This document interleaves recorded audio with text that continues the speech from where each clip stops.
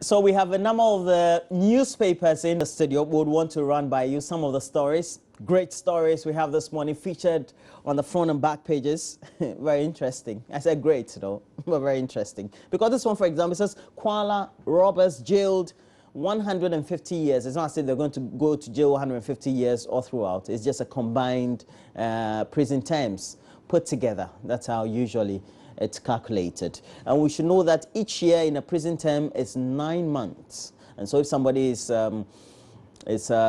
sentenced to 3 years, it means that 9 times 3, that's what it means. Okay. Road crashes claim 1,034 lives from January, June this year. And one thing that has always been advocated is making sure that we're able to carry disabled, accidented, or perhaps cars that or trucks that break down on the main roads. For example, the Subrisu accident that claimed about 19 lives was because there was a collision with a truck that had been parked on the road. And if we have a towing service, just like the Road Traffic Act stipulates, that is 2180, LI 2180, we will be in a position as always to be able to carry off some of those trucks so that other cars don't tend to collide with them and thereby losing a lot of lives. It's something as a country we need to think about. Striking CLOSAC members will not be paid. It's almost like a threat from the Minister for Labour Relations, Employment and Labour Relations, Haruna Idrisu. We also have back page, Youth in Cocoa Program yields results. Great. Now we also have on the front page of the Daily Guide, Muntie 3 to be freed, Council of State to meet. I have a picture there of Julius Deborah presenting the petition to the chairperson of the Council of State, Cecilia Johnson. Kuala robbers jailed combined 150 years, and I'll be president for all. Nana Dankwa Akufo-Addo saying that. Let me look at the center spread. We have Chameleon, Ghana's new dance hall sensation. Okay, I haven't heard of him yet. A court reinstates lawyer Kodria. A court of appeal has ruled that Kumasi-based lawyer Hansen Kwejo Kodria should be reinstated as a fully qualified and licensed lawyer with all legal rights to practice and hold himself as a lawyer. And this ruling given by an appeal court presided over by Justice F.G. Kobie states the June 9, 2016 decision of the Disciplinary Committee of the General Legal Council that Kwejo Kodria should be suspended for a period of 3 years. And we know it was because, according to some of the charges, he charged more than etc., etc. But justice prevails for all. He went to the court and the court gave him what he needed to have. Ghana United Peace Concerts launched, we're told. Front page of the Ghanaian Times, the threat is also there. Go back to work or forfeit August salary. Kuala Shopping Center robbers jailed 59 years. We also have EC, no extension of exhibition exercise. Chief banishes assemblyman for embezzlement. And the back page, Cocoa syndicated road project progressed steadily in the eastern region. Japanese government grants some money to Ghana. We have front page of the Today newspaper. Indum clears air on involvement in Ogua Fitua Fashe. And then we have, it will take place in September though, beautiful festival. I hope that I'll be there. Who is Bridget Igbanuku? Please read more on the PPP's vice presidential nominee on Wednesday. And then Kuala robbers jailed 150 years combined. Cops, soldiers accused of extorting money from chainsaw operators. And those are the stories we have on the front page of the Today newspaper. We have to look at the Finder. It has on the front page a publication of a poll results, and apparently the poll was conducted online, and according to the poll, and that is online, the election is not going to take place online though, but don't worry. It says latest Goodman AMC online poll on December 7 election says Nana Addo Dankwa won by 49% and Mahama only had 44%. By this poll, it means that John Mahama will lose the election, or it also means that we'll go for a second round. I think that's appropriately what I should say. But this is an online poll. So online polls usually, it's based on internet penetration. The number of people who can access internet, who can read and write, etc. So the sample size is usually not the best. IMF under fire over unworkable economic program.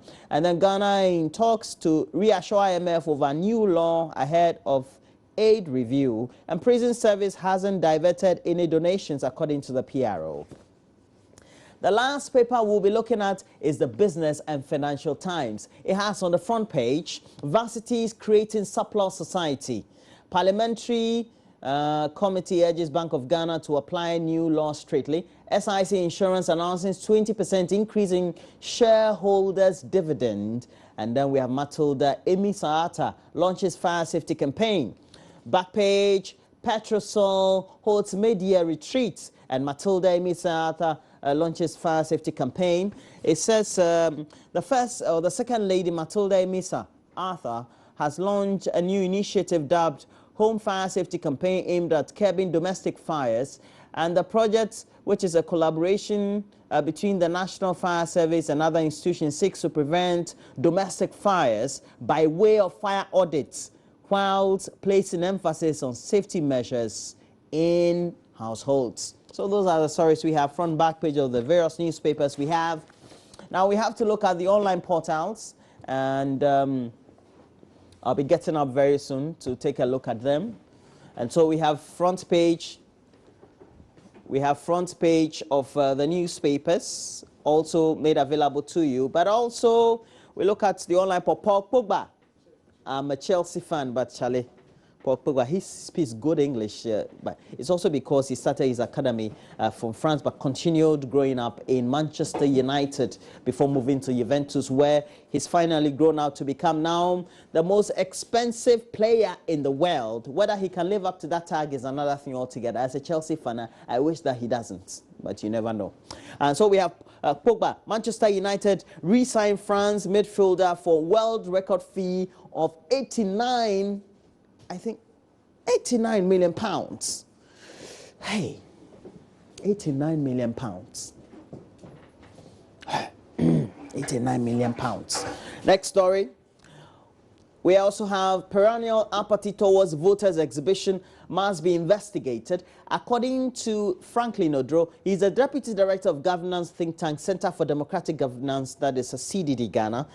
He says although reasons for the low turnout during the recent voters' exhibition have not been established, the trend was expected. But this must be investigated because he thinks it's not the right way to go. Next story.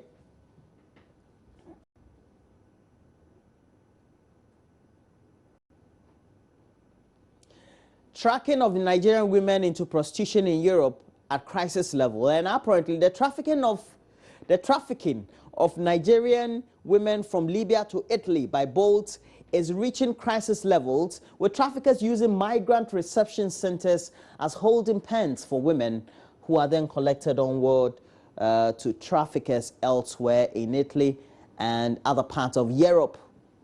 That's as interesting as it can get. Shraj launches preliminary investigation into Ford gift saga.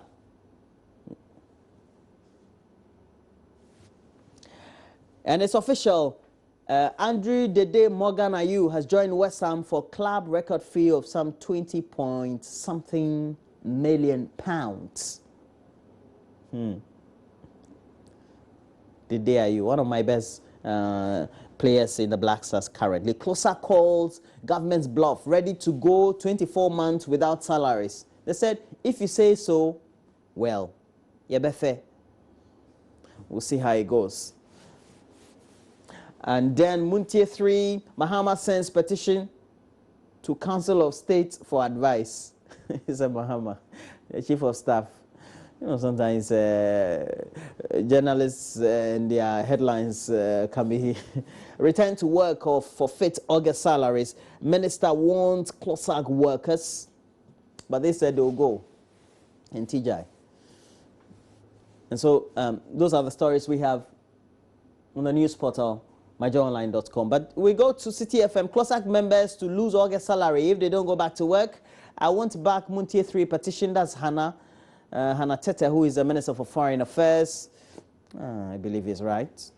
She's right. I beg your pardon. She's right. Nooks issues 2-day red protest ultimatum over utility bills. Mahama forwards Muntie 3 petitions to Council of State.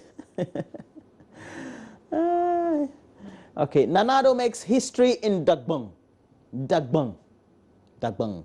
Homeowners at the Magna Terrace estate face eviction over loan. That is, if you go and buy these mortgage houses, you haven't paid. Some of them are going for huge sums, $130,000. I know Chenchahine Boating has taken one for $100,000. I don't know how many years he's going to pay. He needs to work hard. And then we have the Africa page of the BBC. So we look at the Africa page of the BBC.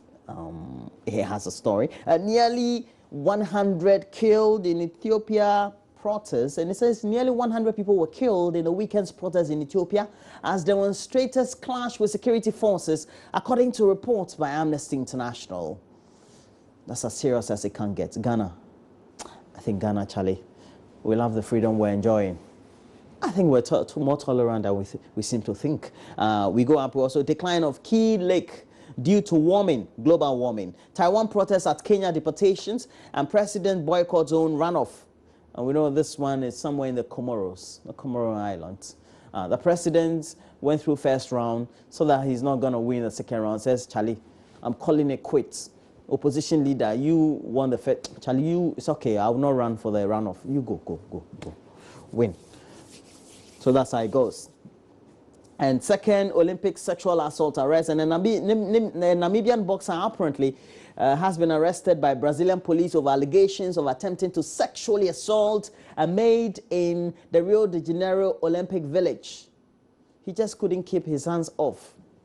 The Namibian boxer, you know, boxers are strong, macho. So that's how it goes, you know, macho people.